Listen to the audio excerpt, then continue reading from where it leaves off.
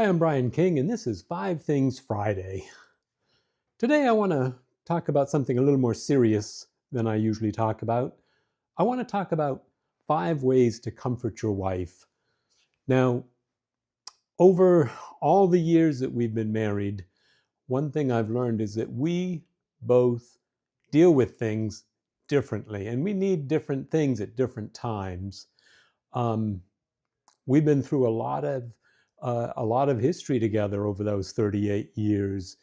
We lived through 9/11. We lived through the space shuttle disaster, all the wars and disasters and things that came along.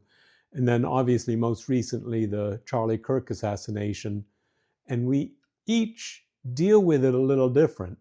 And you really need to kind of learn what your wife needs because she has different needs than you at different times. Um, I know one of the main things, one of the things she needs is um, empathy. And see, the problem we get into as men is we want to fix things. But there's a lot of things in life that are just completely unfixable. There's absolutely nothing you can do about it. And that's the time when you need to sit down and just show empathy. Tell her you know it's hard, you know she's angry, you know she's sad, and just be with her. Don't try to fix anything. Like I said, there's things that are happening that there is no fix for. They're going to hurt for a long time. 9/11, space shuttle disaster. Those things, you can't fix them. They happened. And you have to live. You have to go on. And um, she's going to need you to be there. I know one of the things that happened for us is we sometimes get a little out of sync, and I'd be angry and she'd be sad, and then I'd be sad and she'd be angry with things going on. And we just had to give each other room and space in order to kind of let those things work out. Um, also, uh, sometimes all you can do is just spend time with her. That's number two. Just spend time, be with her. And you know, she knows you can't fix it. You know you can't fix it, but you can be there together. You can hold each other. You can um,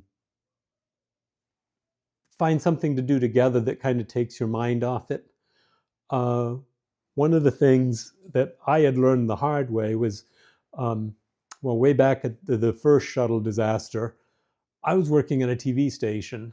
I was a master control board operator, and they came on with continuous coverage of the disaster. And I had to watch all of it, everything, because I didn't know when they were going to breaks. I didn't know when they were going to do the next thing. And I had to be there. I had to be the one pushing the buttons. And I got totally burned out from that. And today, it's the same way. When something like this happens, when you have a disaster, it's total coverage. Take time and unplug. Just go do something different, distract her, get her mind off it. Sit down with a book, look at a book or something together, read something to her, or talk about something different. Just kind of break things up. Don't continuously be in the media cycle and consuming all of that, because it's not good for you or your marriage. Number three, be extra generous with like hugs and affection. And sometimes she just needs to be held. And if she's sad, I know, like when my wife lost her dad, that's another thing. It's just a horrible loss, and there's nothing you can do to fix it, but you can be there. You can support her. You can hold her. You can tell her that um, you know how hard it is, and that you're sorry, and that if there's anything you can do, just kind of hug her and hold her. Don't worry about what you're saying. Just make sure she knows you're there if she needs you. Um, Number four, depending on the timing, and sometimes uh, it's hard to judge, but little gifts. Bring her a magazine, kind of distract her. Uh, Chocolate. I mean, I know it's cliche, but chocolate can go a long ways. Surprise her with something like that when you come home. Just a little treat or something. It doesn't have to be big. And you know your wife, whatever it is that she likes, just bring it to her so that she knows you're on her side. She knows you're not trying to fix it, but she also knows that you're going through something, and that she knows that she's going through something, and she can respond to that. Number 5, take some of the responsibilities away from her. Like if she's usually the one that cooks dinner, it suggests that you go out to dinner, or make her dinner, or do something different that you haven't done before, just to kind of take the emphasis off all of the other things that are going on. And the funny thing is, when you do things that help her, you get what you need out of it too. When you share empathy and you're close, and you don't dismiss the things, you don't say, are you over it? You should be over this by now, or something like that. Then you end up getting closer, which is something you need. When you spend time with her and you're just there with her, it also increases the closeness, and it gives you some comfort that you need. Same with the hugs and affection and just holding her. And then being there to give her something she needs. I mean, I know that when I get something right and she smiles and I know she likes it, I get something out of that too. It's healing. It can help heal. And lots of times I need my mind taken off it. So me making dinner for her when that's something she normally does, or if I take her out and we just have something quiet somewhere, then that helps.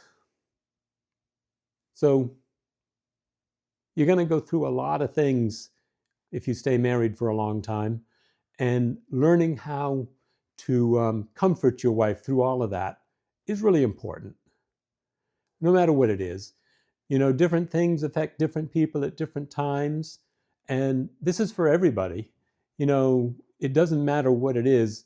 There's going to be some time in your marriage when you need to give her comfort, and you need to receive comfort from her. Women are different. Sometimes they take a lot longer to get over things because they are so empathetic and caring. Be very careful with their feelings, because they are very tender at that time, more tender than we are. We like to be able to put things in a box and say, okay, I'm done with that. That was last month. We're moving on. Don't expect her to do the same thing.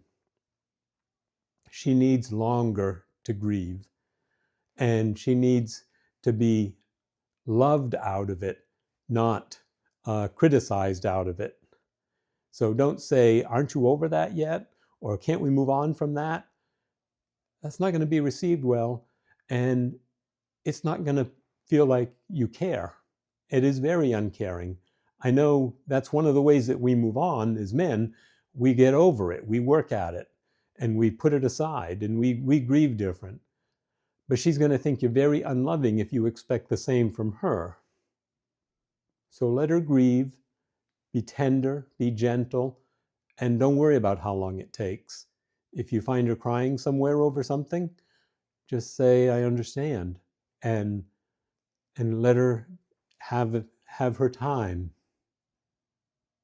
I hope all that makes sense.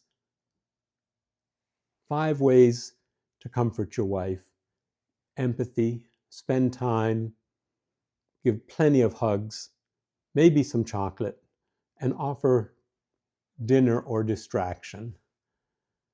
So I hope that helps for the weekend. And next week we'll be on with more Marriage Monday and Winning Wednesday, and we'll take it from there. That's all for today. Thanks for listening.